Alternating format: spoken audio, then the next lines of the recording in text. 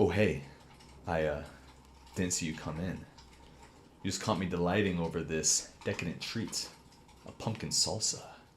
Now I know what you're thinking, a pumpkin salsa pepper daddy. Is this some kind of savory fall fantasy or more like a culinary catastrophe? Well, fear not, my dear viewers, for there's more to this salsa than meets the eye. Picture this, a salsa journey that takes us through pumpkin patches, chip-filled expeditions, and taste bud adventures. A salsa that defies the norms, a rebel amongst dips, much like yourself. A salsa that reminds you of home, that is sweet, comforting.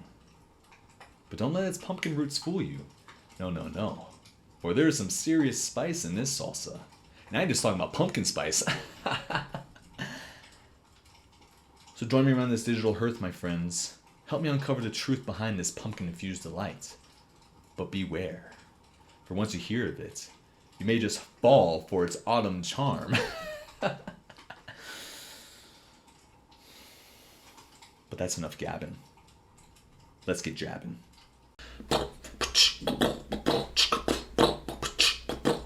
Wow! What's up, guys? So, the long-awaited pumpkin salsa. Now I know what you're thinking.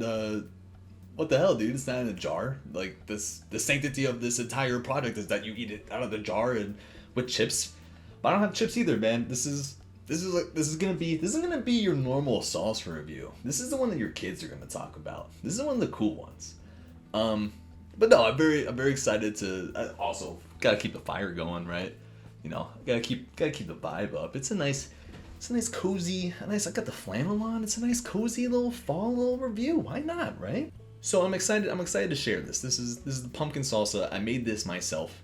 Let me tell you the ingredients, if I remember off the top of my head. Pumpkin puree in this, not the pie filling, pumpkin puree. Get out of the can. We got canned tomatoes. We got cinnamon. We got nutmeg. We got clove. We got ginger. We got allspice. We got salt, pepper, red pepper flakes. We got 3 peppers in there. We have Serrano, jalapeno, and Anaheim. Only like half of a jalapeno and like a few Serrano and like one big Anaheim. Anaheims are a lot and I bought like a whole bunch, but I pickled the rest. You can always pickle your peppers. We got some onion, we got some garlic, and I think that's it. I put some cilantro in one of them, as you guys saw in the other one, and I even did like a little sneaky thing. I pickled some bell peppers earlier, and I put some of those in there when I made it. Not enough to really taste anything unless you got one with it, but like the sourness is pretty cool. I like it.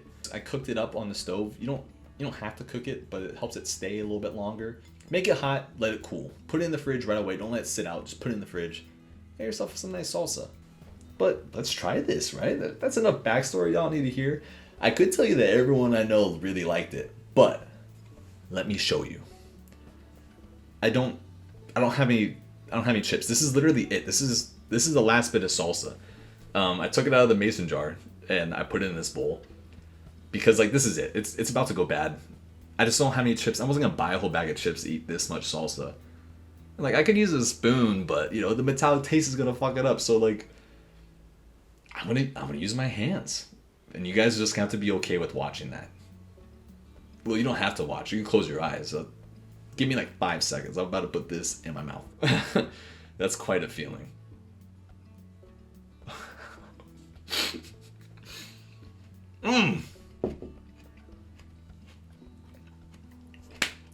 Oh my god, it is so good though. I need more. Dude, fuck, it's so good. I seriously, oh my god. I love that so much. I'm incredibly proud of myself that it tastes that good. I made one last year that I think was really good. I don't really remember what it tastes like, but I remember you could really taste all of like the pumpkin spice stuff that I put in there. Specifically because my friend Kaylee and I put a pumpkin spice container, we put some of that in there at the very end, which maybe was a little over the top, but this is like perfection. The 3 peppers do amazing in there. My favorite part is that it is spicy. I know, a spice level that I like, and I had to do it myself. Who would have thought? But it's spicy, but it's like the kind of spice that just like is there. It's just there hanging out. It's like your cool friend that walks in the door and you're like, oh, what's up, dude? Like, it's good to have you around. He's there. Everyone's having a good time. He's contributing to conversation, but he's not controlling the conversation, you know? He's there. He adds in the jokes, but he's not afraid to, like, yes and someone, you know? Get someone else to credit for finishing a good joke. The spice is there. It's present, and you just enjoy it. It's not overwhelming, and it's not so not noticeable that you're like, what's the point, right? It's half a jalapeno and like I think like 3 serranos, but with all the seeds, you know, kicked out of there. And it just kind of just worked. I didn't really have any basis for it. It just kind of worked out that way, and perfect, absolutely perfect. And the best part is that you can put this out for people, and everyone, no matter what your spice tolerance is going to enjoy it. The other thing that really stands out is just the great pumpkin flavor. I just used like great value Walmart canned pumpkin. You know, like whatever, like usually store name brands are like pretty good. But I have a feeling that if I or you, it could be either of us, come join me. I have a feeling that if I got like a pumpkin from a farm, roasted up myself, get all the good little innards in there myself, and then use that, you know, maybe it'll have a more pronounced flavor. Maybe it'll taste better. I don't really know what pumpkin tastes like outside of that puree and pumpkin pie, but I have a feeling that could be really good and a place of improvement for next year. The pumpkin flavor is just a perfect complement to the tomatoes and the peppers and the onion and the garlic and everything else in there. It works so well. Pumpkin is, you know, a squash, right? Something like that. Don't yell at me. I don't know what it is. Don't yell. It's something and it's good, but it's a very light flavor, but noticeable, you know? So you can put a lot in there and it just complements. It's just hanging around in there. Once again, the friend that's just doing nothing but providing good vibes. The pumpkin puree is it just adds so much without being too much. It's incredible. I'm glad that I just randomly like searched like, hey, what are some unique fall things to bring to Friendsgiving? And pumpkin salsa came up and I'm like, oh, of course, salsa, this guy. The pepper daddy, like, come on, man, I got this. And so I think I really brought it home this year. But one thing my friend Amber said that this would go well with like shrimp, like a shrimp cocktail almost. And I like couldn't help but agree with her. I think I'll tweak some of the ingredients, maybe take out like the onion, probably take out the garlic too. Maybe throw some other stuff in there. I don't know. I've never really done anything with fish before, but like it's versatile. It has that lightness to it where you really feel like you could add it to anything. I think it's the perfect thing to do for Friendsgiving. I guess I could put the recipe down there in the description, dude. While you're down there, hit a little like, hit a little subscribe. This is a growing channel. Help me grow it, right? Oh yeah, we gotta rate this out of 10. Almost forgot. Now I know what you're thinking. I'm gonna come out here. I'm gonna say it's a 10 out of 10. It's the best salsa I've ever had in the world. It might be one of the better salsas I've ever had. I know. I'm impressed by myself. Wow, crazy. But, you know, it's a lot of guesswork, right? Like, I didn't know this was going to be outcome. So, like, I am impressed because it came together really well. And I was kind of just winging it, you know? That's me shaking spices, not anything else. And so I'm very impressed with how it came out. And this batch, I would rate... Dude, the problem is I haven't rated anything really that high before. Like, so I have to set the bar with this one.